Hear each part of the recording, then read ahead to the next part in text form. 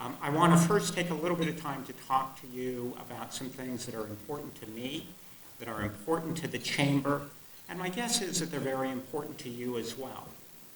A couple of weeks ago, in his State of the Union address, President Obama keyed in on the very real problem of growing income inequality.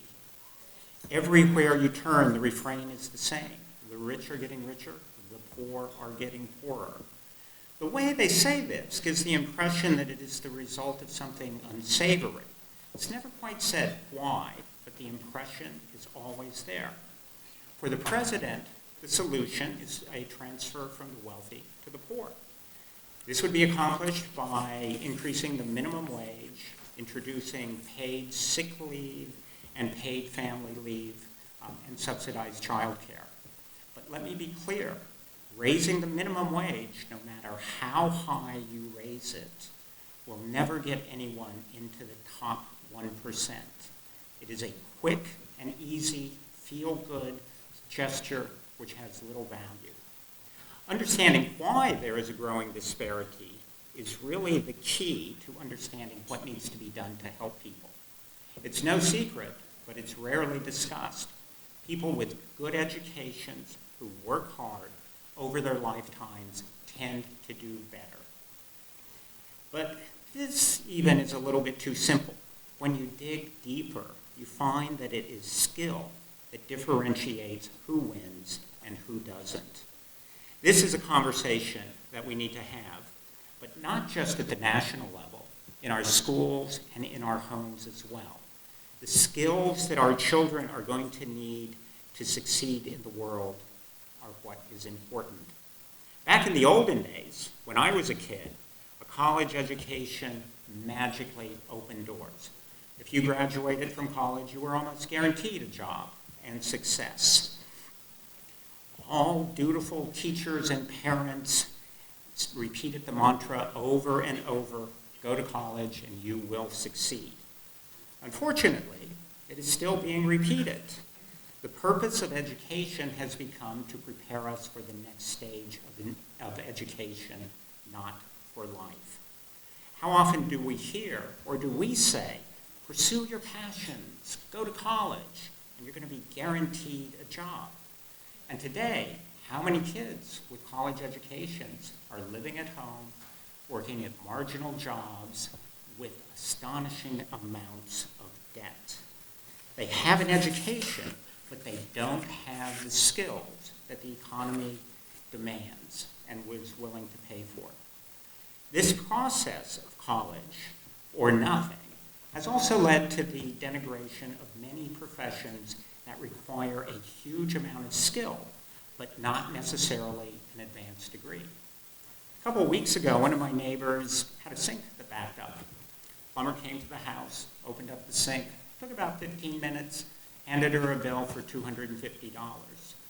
She looked at him and she said, I don't believe this. I'm a lawyer and I don't bill this much. He looked at her and said, yeah, lady, I used to be a lawyer too. The average electrician earns 5% more than the average college graduate over their lifetime. In New Jersey, almost 60% of our skilled tradesmen are over age 50. They're leaving the workforce in droves, and there is nobody behind them. On the other hand, the average English major or psychology major who is lucky enough to land a job usually lands a clerical job paying about $25,000 a year. Look to pay that plumber even more in the future. So this is a problem for us all. Our members need highly skilled workers. Our kids need good jobs. And it has become the job of the Chamber to teach teachers what the job market really demands.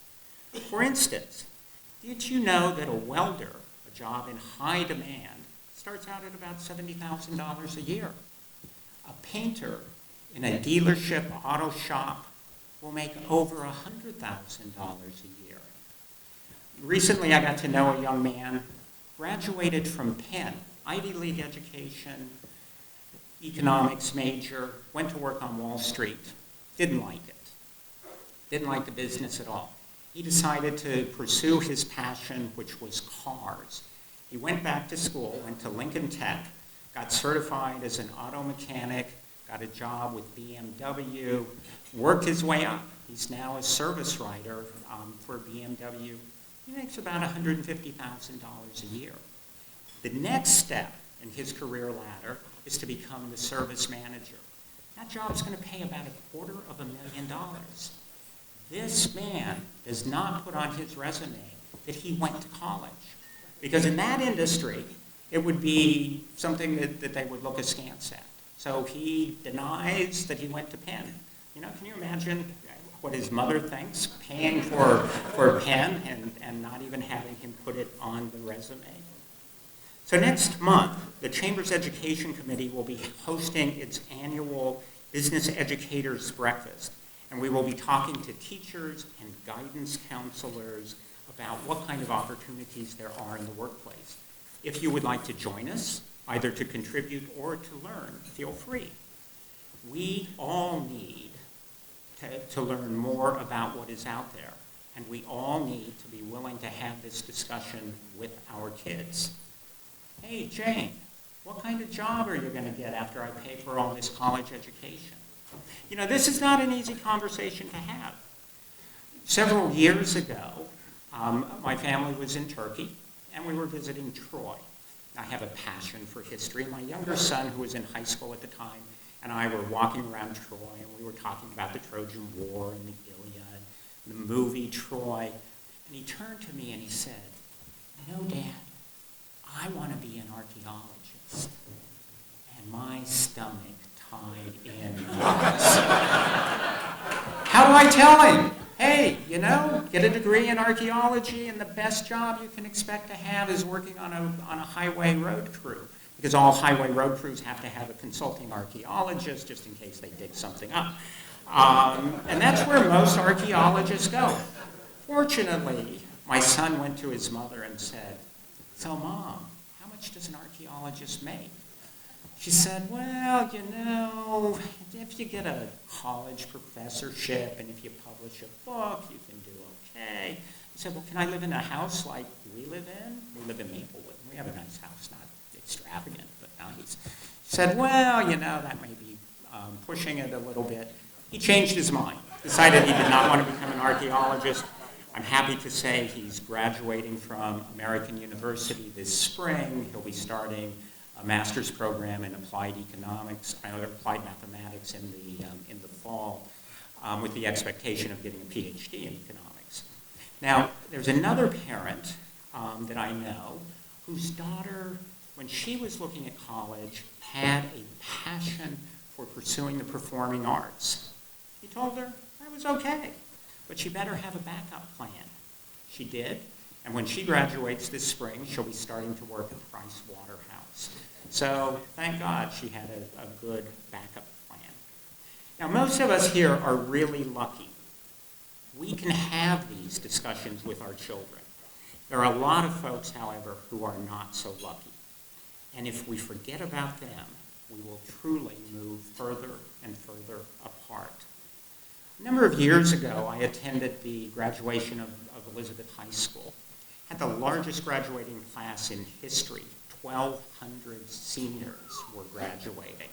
And let me tell you, it takes a long time for 1,200 teenagers to march in, you know, in their caps and gowns. So while they were marching in, I leaned over to one of the Board of Ed members and said, "You must be really proud to be graduating this many seniors." And you know, he stared at me for a bit, and then he kind of got teary-eyed. And he said, "No, I'm not proud, because only 25% of these kids are going on to anything. The rest are not going to college, they are not going to trade school, and we have not given them the skills that they will need to pursue a career." The Chamber, however, is there to help. For 40 years, we have had what I think is one of the most amazing scholarship programs out there, because it is geared to the C student who wants to pursue a technical education.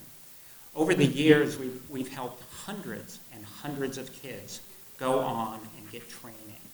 We have helped people get training as welders, mechanics, chefs, hairdressers, nurses, computer technicians, just to name a few of the professions.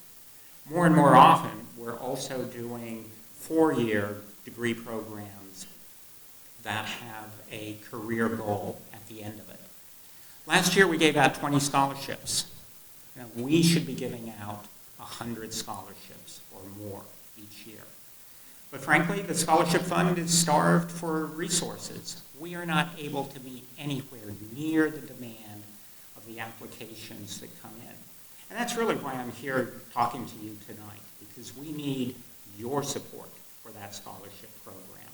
The Gateway Scholarship Fund is an amazing resource that, as I say, has helped a lot of kids, but not enough. So we hope that you will help support that. All contributions are fully tax deductible, and 100% of the contribution goes to the scholarship because the Gateway Chamber does all of the administration for the program. So if you take a look in your dinner program, the very last page is a page on how you can contribute to the scholarship program. My wife and I contribute, and I hope you will join us. Thank you very much.